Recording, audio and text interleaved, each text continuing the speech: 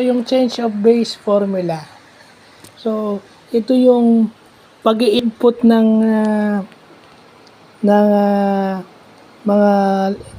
yung mga logarithmic na to, yung mga logs na to sa calculator kasi wala tayong different bases. Dalawa lang ang base natin sa scientific calculator. Yung base E, which is yung natural logarithm, at yung common logarithm o yung base 10. So, yan. Inaano lang natin kasi kailangan pag-aralin natin lahat yan. Yung log 3 raised to 9, pwede palang log 9 divided by log 3. So, pag dinivide mo yon sa calculator, lalabas 2. Diba? So, yung mga ganon. Tapos, yung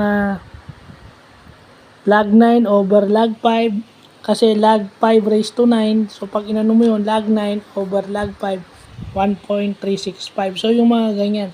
May extension pa yan bukas. Okay, yung may given na exponential equation, pero bukas na yun. So, yan yung munang magandang mapag-aralan natin. Part 1 pa lang to. So, yun lang po.